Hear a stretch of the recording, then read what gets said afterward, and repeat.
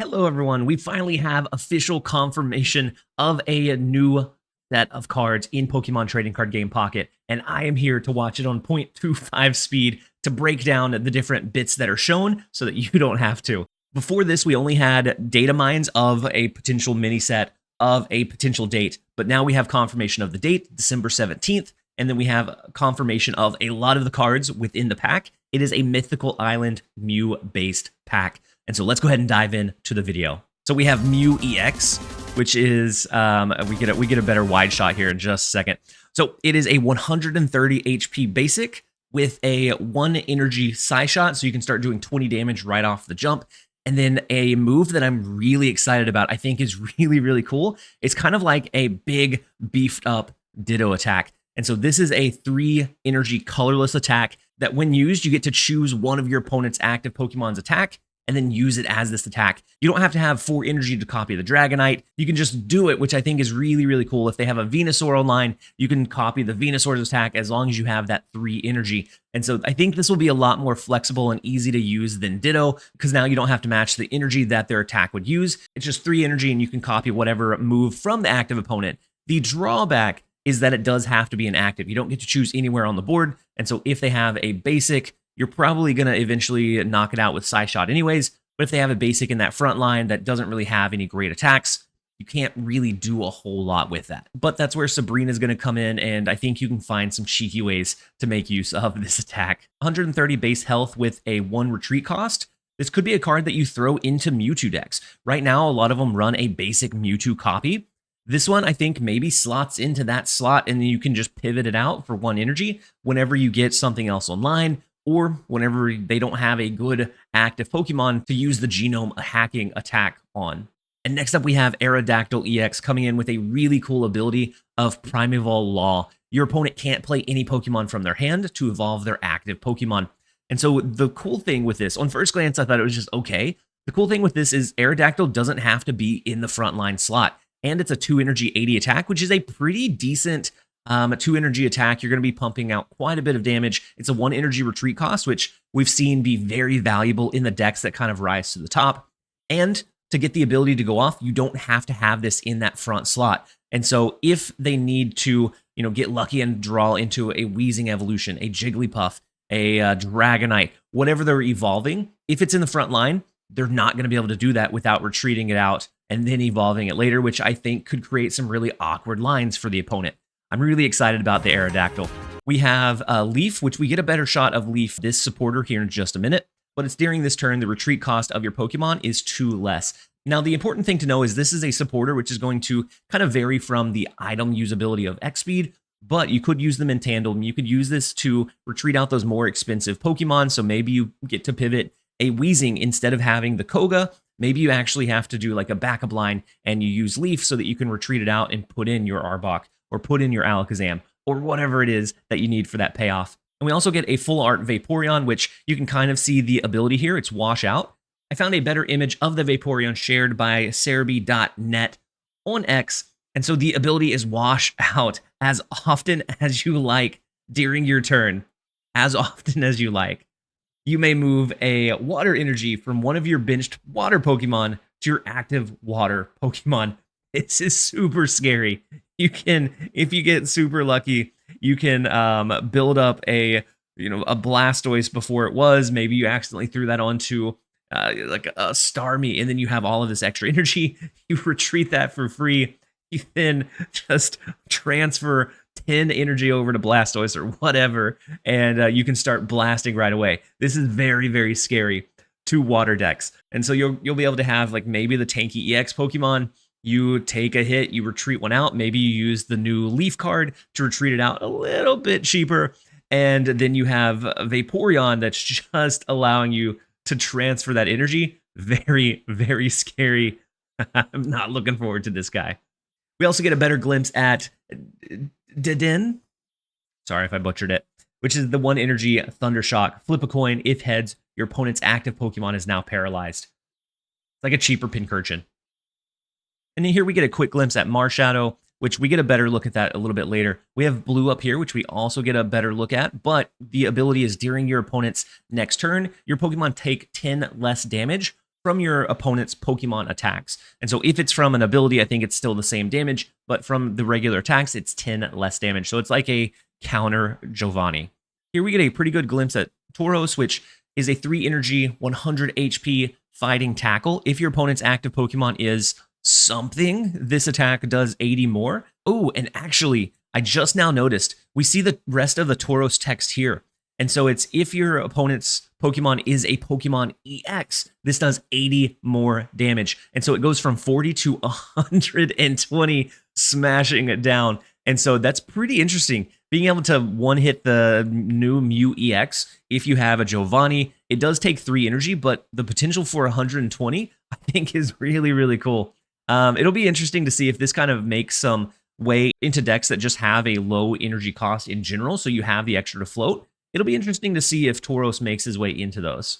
We have a quick glimpse at Exeggcute, which has Growth Spurt, and it's take a grass energy from your energy zone and attach it to this Pokemon, which is kind of interesting because Exeggcute doesn't really need a lot of energy even in the evolution form. So I'm thinking we may see something that can move energy similar to like a Magneton. I'm thinking we may see something that can move energy from like the Exeggcute to a new grass evolution line over to Venusaur, maybe something along those lines, because right now Growth Spurt doesn't really feel like it does a whole lot. Maybe it saves you like 1 turn because you can go from 1 to 2, and then on your second attack and you evolve into Exeggutor, you can attach that energy onto like your Bulbasaur. We get a better view of Leaf here, which is during this turn, the retreat cost of your active Pokemon is 2 less. And so it's a supporter. You won't be able to use this alongside like a Sabrina or a Giovanni, but you will be able to retreat out those tankier Pokemon.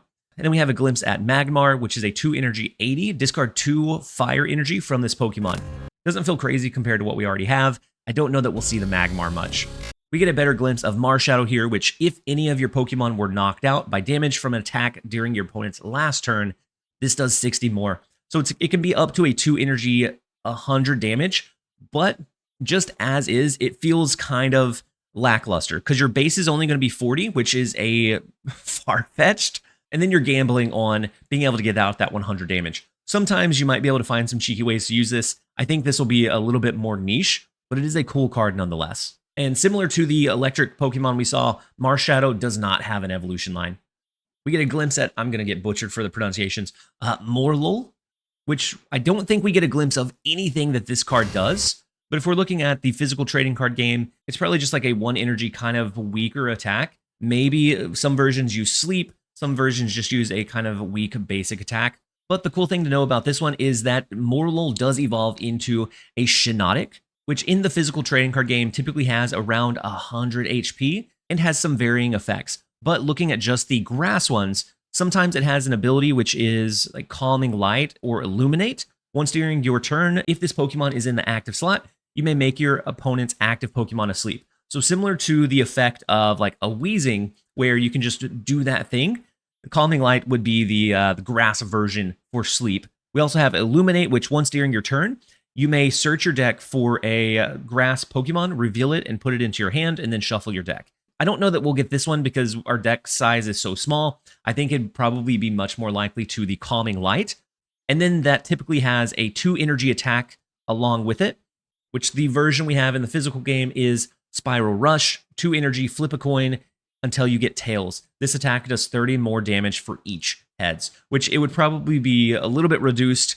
I'm a little bit worried if that's what they put into the game. We already get a lot of claims of RNG heaviness. That may just add a dagger to the heart, but it would be kind of a cool addition to some grass decks. We'll see the evolution line as the cards are released though. And so here we get a couple of kind of cool quick glimpses of cards we don't see otherwise. We see a Pikachu in the top left corner, and it looks like it does additional damage for each of your benched electric Pokemon, but it also looks like it's a basic Pikachu. So it's taking that EX package and just kind of rounding it down so that you can eventually curve into a Raichu. This could be very, very scary, which if that's why they kind of cut it off, makes a lot of sense. We also have Dhelmise here, which has the 1 energy whip attack, which is 20 plus damage, which we can't really fully see it here. But if this Pokemon has either an extra 1 something energy, it doesn't quite look like grass. And so in the physical version, there is one that has special energy attachments.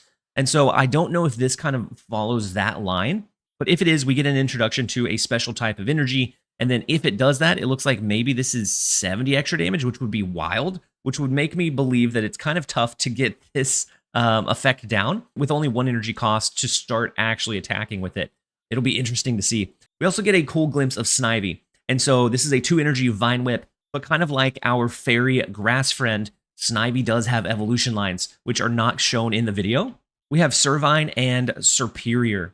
And so Serperior would be kind of interesting as an alternate full evolution, say stage 2, as an alternate for like your Bulbasaur line.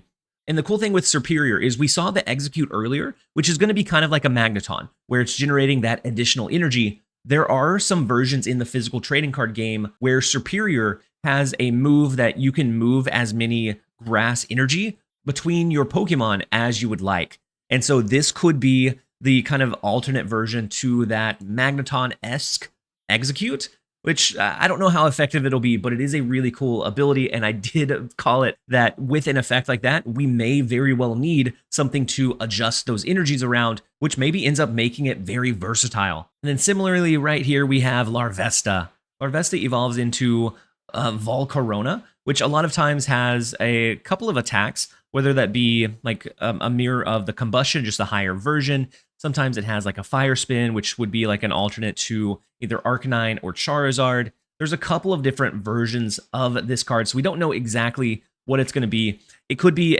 something like a Heat Wave, where it's going to introduce Burn into the game. We don't know, but we do know that the evolution is coming, and so this one, it'll be all dependent on how good that evolution is going to be if Larvesta sees play.